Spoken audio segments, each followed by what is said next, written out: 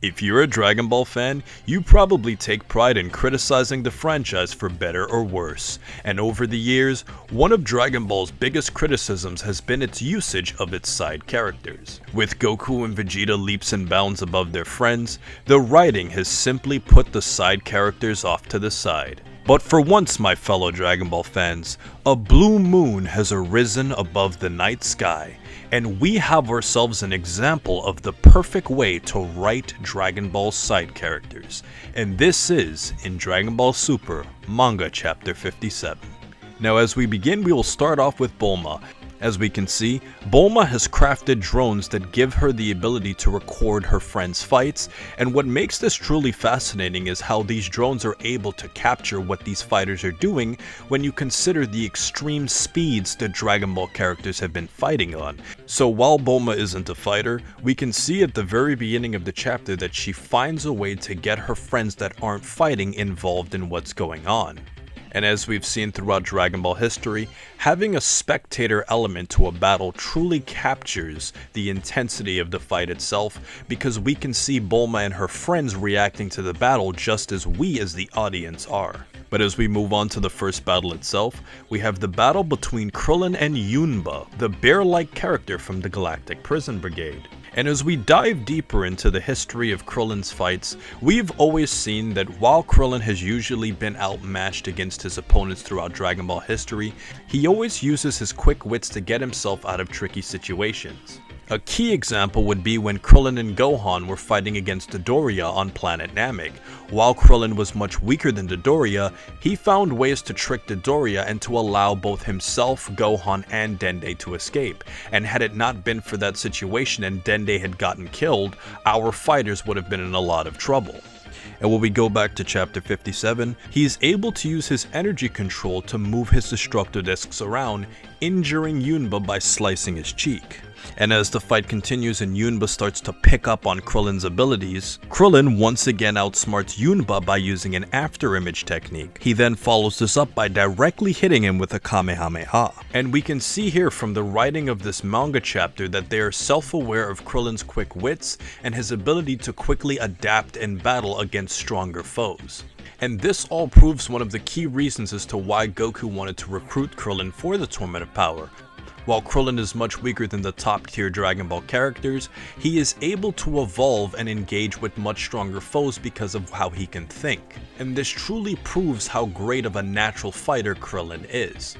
But let's now move on to the battle featuring Tienen and Chiaotzu versus the Metal Man Bakura Quatuor. And as you guys would remember, during the Universe 6 tournament, one of the key ways that Vegeta was able to defeat Vegeta was by insulting him. And in this manga chapter, we have a similar situation where both Tien and Chiaotzu are struggling to defeat him, but are then reminded that the way to defeat him is with an insult. To begin, Tien starts off with a very weak insult of calling him a half-ton tubby, but he's unaware that a metal man weighs much more than that, and it doesn't even qualify as an insult. But what makes this well written is the character of Tien. You see, Tien, compared to all of the other Dragon Ball characters, has one of the most stoic-like personalities, so it's extremely uncharacteristic for Tien out of anybody to really insult a character because it's not really in who he is. And we can see Bulma acknowledging Tien's character as she even says, "Is Tien even capable of insulting somebody?" Now that's not to say that Tien hasn't been insulting at certain points of Dragon Ball. If you guys remember when Tien was wrecking Yamcha during the 22nd tournament and eventually broke his leg and talked down to him. So what? That's it? Your big technique? You should call it Wolf Fang blowing hot air. Right, let me put it to you another way. But regardless of a few exceptions, Tien really isn't the type of character to do this, especially as we see throughout the filler episodes of Dragon Ball Z, where it was very difficult for Tien to try and make King Kai laugh. And what the writing managed to do was highlight Tien as a character, while also putting Chiaotzu in a situation where Chiaotzu could actually be the one to help defeat this character. This gives us a situation where Chiaotzu is the support character and Tien is the muscle, making them a very well written duo for fighting against this opponent. But to be honest, most of us would agree that the best part of this manga chapter comes in when Master Roshi fights off against the alien chicks of Iwaza, Kikaza, and Misa. And as we see at the beginning of this manga chapter, Master Roshi is fighting off against these alien girls, but he's struggling because their attraction is too much for him, and he doesn't know how to keep himself together while fighting against these female aliens. So to counter this, Master Roshi blindfolds himself and uses his senses to fight against them like he's Daredevil. And we must agree as Dragon Ball fans that it is aesthetically pleasing to watch a blindfolded Master Roshi looking like the Daredevil fighting against these characters.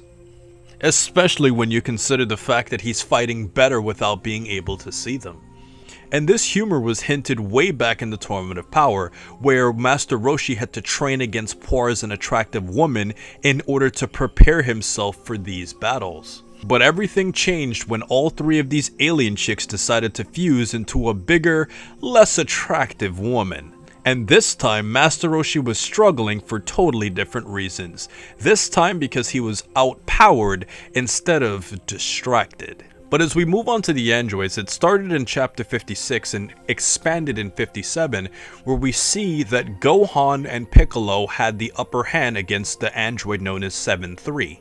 But because 7-3 had infinite stamina, it was very difficult for both Gohan and Piccolo to deliver the final blow. So androids 17 and 18 were the perfect catalyst to assist with this because they have unlimited stamina, and we can see both 17 and 18 dominating Shimorika and 7-3.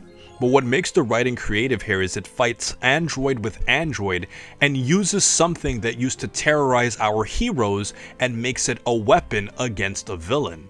Just look back to the battle between Android 18 and Vegeta, where Vegeta thought everything was going well, but 18 was holding back and just waiting for Vegeta to tire out before she embarrassed him. Or if we look at the battle between Piccolo and Android 17, at first Piccolo was doing well, but as the fight dragged on, 17 started to have the advantage. So using a trait that used to terrorize our heroes and now using it to terrorize our villains is definitely a good way to turn the Dragon Ball storyline full circle.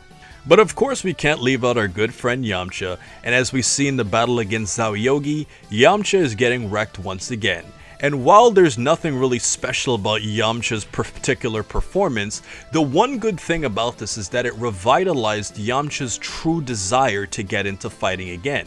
As we saw throughout the Tournament of Power, Yamcha was a character that was really burning to fight and get into battle again, but nobody really cared about him or even thought about him to even join the Tournament of Power team. And from a writing point of view, it really shows how meta the writers are and their ability to perceive what we're thinking in knowing that we all look at Yamcha as a loser, and the writers are clearly aware of this and continuing the Yamcha memes. And let's just be grateful that we're at least seeing Yamcha fight once again, something that, just like Chiaotzu, we won't be seeing anytime soon. But the battle truly intensifies where we see Moro return and give some of his power to power up Saganbo, and we see that against Android 17 that everybody jumps in to fight against a stronger foe, which truly shows the power of teamwork, that as a unit, the side characters really work well with each other. And unlike Resurrection of F, where our heroes fought against predominantly Frieza soldiers, it's great to see side characters fighting against side villains that have unique abilities, so every fight feels unique instead of a generic just beatdown of a minor character we don't even know the name of. While this happens, we can have Goku and Vegeta showing the fruits of their training against a major character such as Moro, while having the side characters fight against the minor villains that are attacking the Earth. That way every character has their role and the writing feels balanced instead of making Goku and Vegeta fight everybody. We can go back to the Cell games to illustrate this. While Cell was the main villain, the Cell Juniors gave the weaker characters or the side characters something to do, while Gohan had to unleash his hidden power. And even though Gohan eventually killed all the Cell Juniors, it made the weaker characters have something to do in a plot that was focused solely on Gohan and Cell. And while many of you can argue that the Tournament of Power already did this with the side characters, just remember that all of the problems with the power scaling and the pacing just made it very unrealistic for us to believe. This ultimately shows us that the Moro arc would be 10 times better if it were animated. But while we're on the subject of teamwork, check out 5 smarter ways to defeat the future androids, or were Kale and Cauliflower lovers or friends?